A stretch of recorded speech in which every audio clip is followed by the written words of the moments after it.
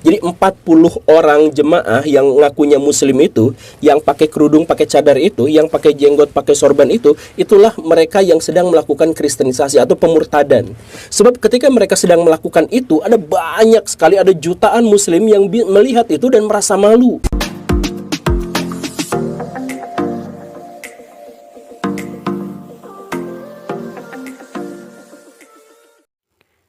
Shalom, salam toleransi bagi kita semua umat kesayangan Tuhan. Tema beragama dengan akal sehat diangkat terkait dengan maraknya hidup beragama yang justru sangat bertentangan dengan nilai-nilai yang diajarkan dalam membawa kebaikan dan kedamaian bagi dunia. Saat ini begitu banyak orang membenarkan diri seolah-olah melakukan ajaran agamanya, namun justru membawa kerusakan dalam kehidupan bermasyarakat dan beragama, melakukan tindakan yang sangat tidak manusiawi atas nama agama, dan itu menunjukkan bahwa ada yang meleset dari tujuan hidup beragama bagi mereka. Orang percaya diharapkan selalu memperluas diri dengan hidup beragama. Sudahkah hidup beragama membawa dampak bagi baik diri sendiri maupun orang-orang di sekitar kita? Itulah menjadi PR bagi kita semua orang-orang percaya untuk selalu tekun merenungkan sudah sejauh mana kita beriman kepada Tuhan kita dan menjalankan implementasi cinta kasih dan kedamaian kepada sesama kita. Saudara sekalian, kembali kita akan menyaksikan berita yang datangnya dari umat muslim itu sendiri. Seperti apa yang diberitakan mengenai hidup beragama dari seorang muslim ini cukup dan sangat baik bagi kita semua. Semoga dapat diterima oleh akal sehat kita. Selamat menyaksikan video berikut ini. Yang sedang melakukan kristenisasi itu adalah orang-orang Islam sendiri. Jadi 40 orang jemaah yang ngakunya muslim itu, yang pakai kerudung, pakai cadar itu, yang pakai jenggot, pakai sorban itu, itulah mereka yang sedang melakukan kristenisasi atau pemurtadan. Sebab ketika mereka sedang melakukan itu, ada banyak sekali, ada jutaan muslim yang melihat itu dan merasa malu. Loh, kok agama saya kayak gini? Kok perilaku umat beragama yang seagama dengan saya kok seperti ini? Itu banyak yang seperti itu. Karena orang dengan naluri dan dengan nurani yang masih normal pasti akan terheran-heran, kan itu ada umat ya agama lain yang sedang beribadah kok digerebek gitu. Kenapa ceritanya bisa seperti itu? Kenapa ikut campur urusan agama orang gitu?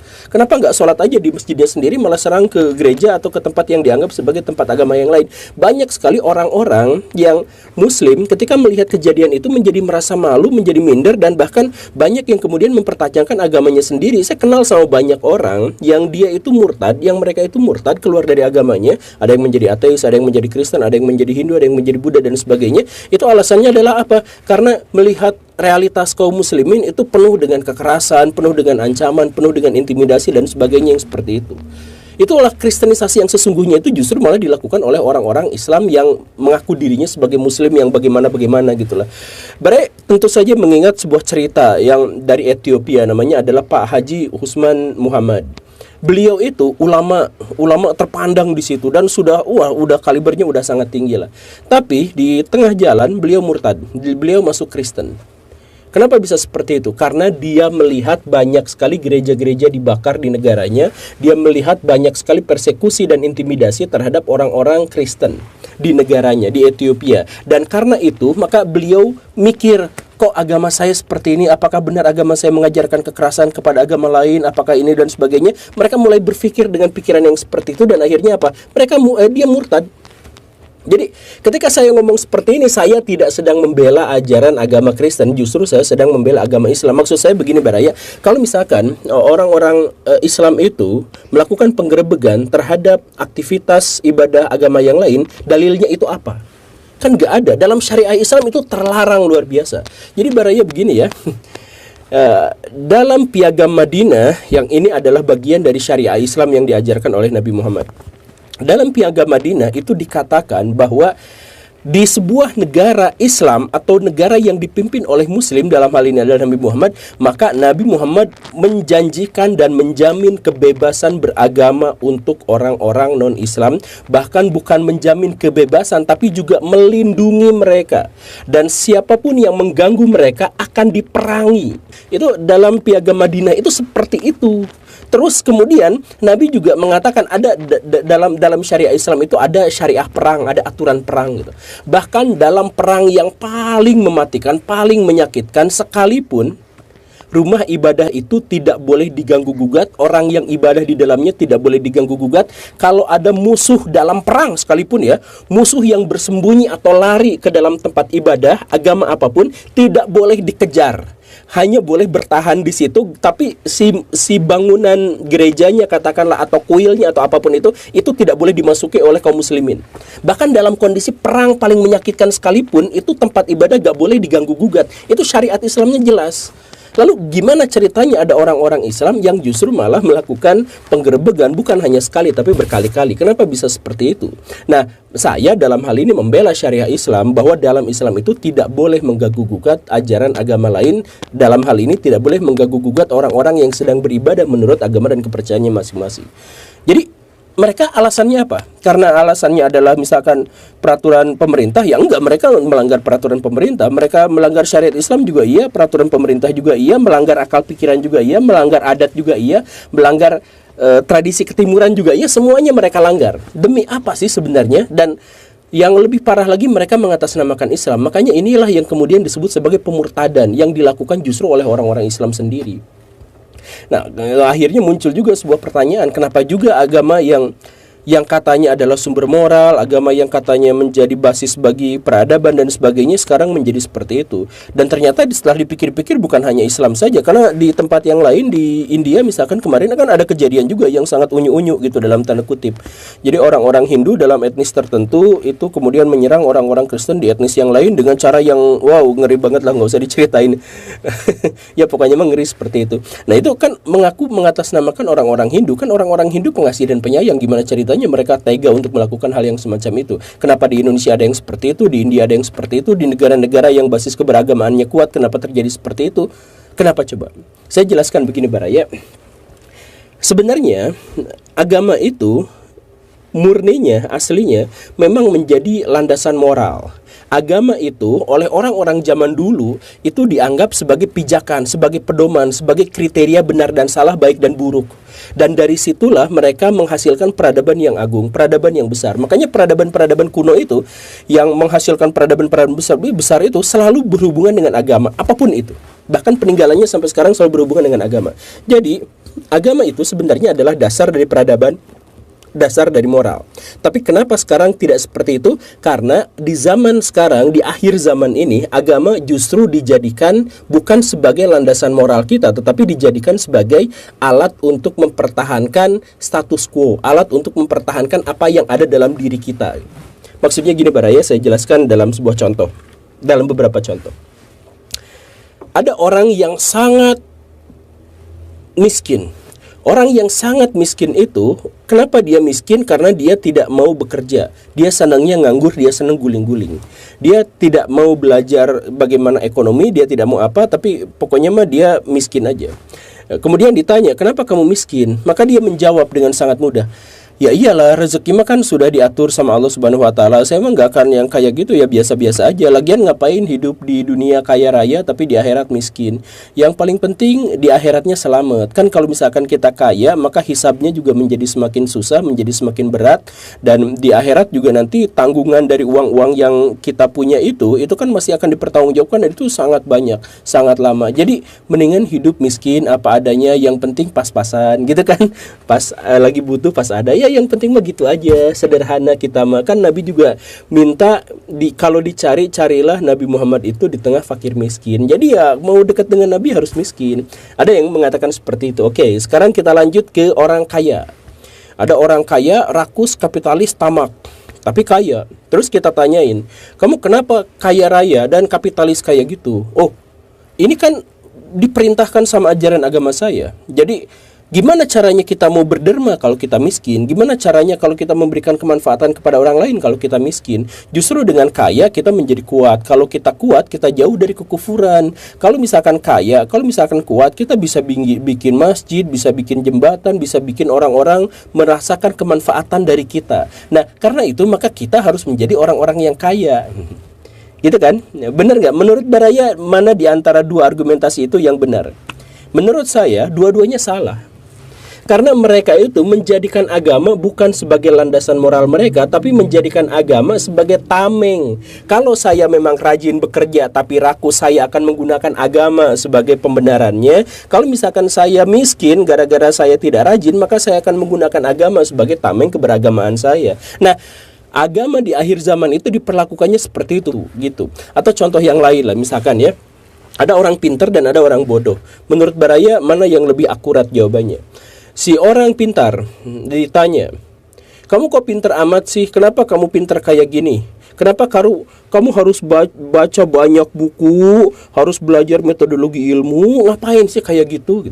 Terus dia akan menjawab, ya iya kan, untuk memahami agama itu harus dengan menggunakan akal.